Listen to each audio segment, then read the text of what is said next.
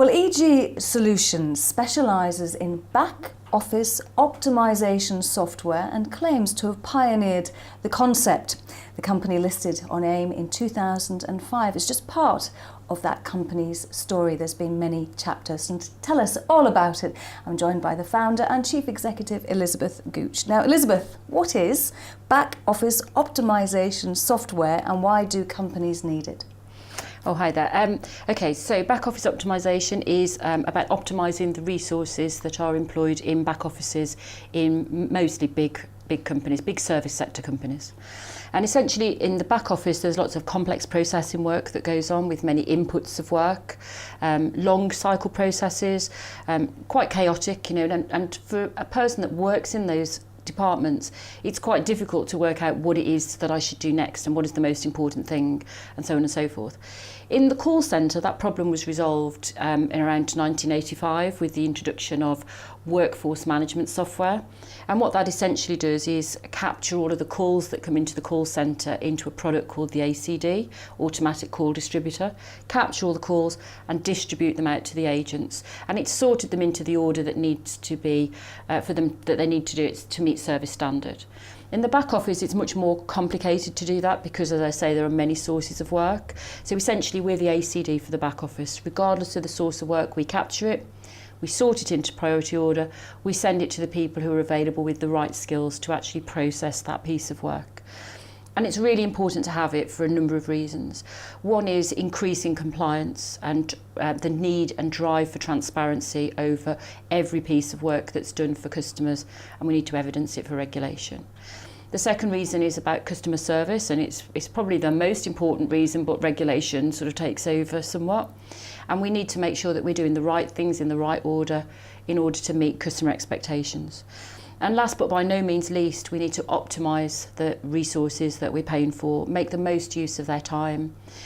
Through the recession, very important to have the right number of people for the work that we had, which might have meant downsizing, but essentially it improves productivity as well, and so it means organisations can be more cost effective.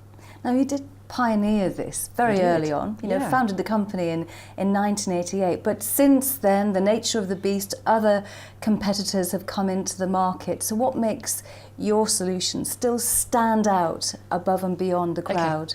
Okay. Well, perhaps if I could just correct one part, if that's okay. Yes, we pioneered the space, but actually started as a management consultancy, and I worked in industry, so my father kept saying you need to get a proper job, so I went to work in banking. Bit interesting, a bit controversial now anyway. So in banking I observed all of this sort of chaos in the back office process and introduced production line thinking in order to streamline the processes, improve service, reduce cost. Developed some software, spreadsheets actually, to provide the process control information, and gave it away free. And after working in 2 or 3 banks, I set up my own consultancy in order to provide this to customers and sort of build a business for myself. Through that, the software became really important. So we moved from spreadsheets, developed a software package, and moved away from giving it away free to selling it because there was actually demand for it. So the software business, EG Solutions, was actually formed in 2001, and we floated on AIM in 2005. So what that's given us is 25 plus years of domain expertise of solving what's become a very common problem to back offices throughout the world. And our product has inbuilt all of that domain expertise, so that out of the box our product is the most complete solution that any back office could possibly need in order to be able to reduce cost, improve service, evidence compliance.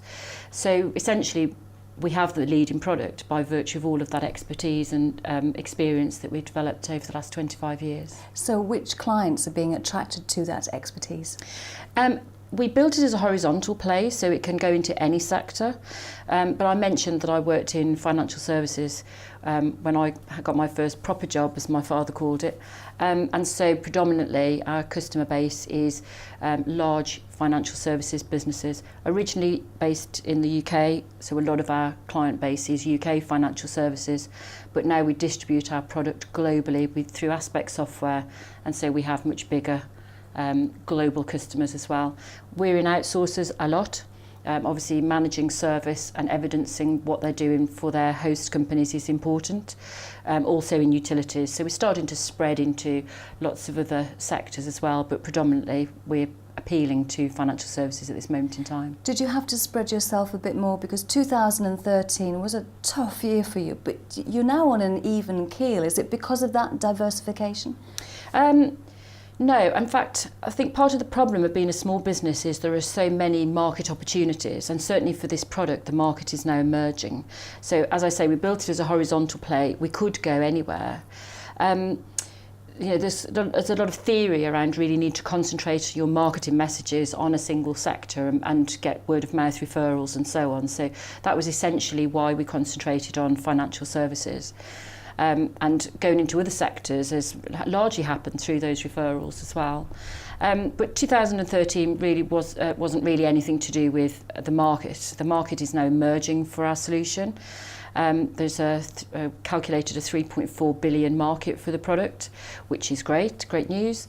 But 2013 was really about the culmination of a couple of years of investment in a change in strategy. And that change in strategy was about global distribution, so getting the Aspect relationship, investing in teaching their salespeople throughout the world to sell our product, about us investing in a much longer sales cycle with some global customers. So we knew it was going to have a sort of a depressing effect on certainly our turnover and our results for a couple of years. It was somewhat compounded by some management infighting, which is pretty well publicised and probably don't need to go over anymore. So, the results are what the results are. But the latent demand that's there in the market for our product, with real focus this year, we've managed to turn it around. You've mentioned results there, your half-year results, well received, company returning to profit, like you said, boasting a forward order book worth about £13 million. Yet the company is valued at less than that. How are we going to get a revaluation? I think that revaluation will come. I'm a big believer in you have to earn your valuation rather than get it through froth and hype. Obviously, we'd been on the market for a long time, came to market too early. We've done all of our learning and product development and market development being a listed business. Innovation is a bumpy road. It's not predictable. Yes, we've started to grow and we're starting to deliver the results that we believe were there, and now people are starting to see possibly they might be.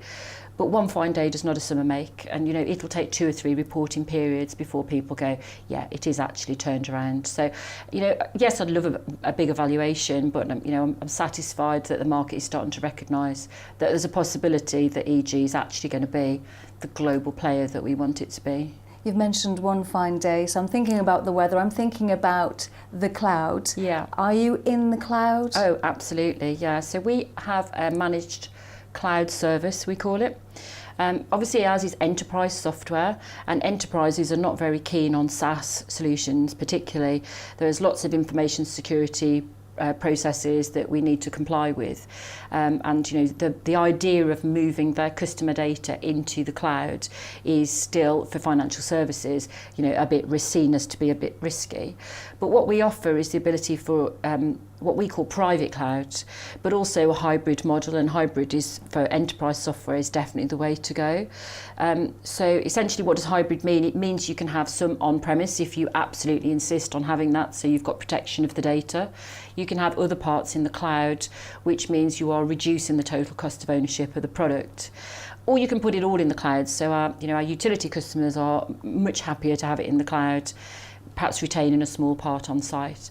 But we see that growing very strongly, and that's what's built that order book for us. I think it's something like 56% of our pipeline is all for cloud solutions. So, it's all great news. It's building visibility for the future. It's building long-term valuation, which from an investment point of view, it starts to reduce the bumps in the road that I talked about earlier. You have stolen my thunder, because my final question was going to be, why is the word hybrid sexy? But you've just answered it. I don't know. I think ask Honda, actually, with that damn advert that they do. Elizabeth, we don't have time to talk about Honda, unfortunately, but Ellizabeth Gooch, founder and chief executive of EG Solutions, thank you very much indeed for joining us. Thank you. Thank you so much.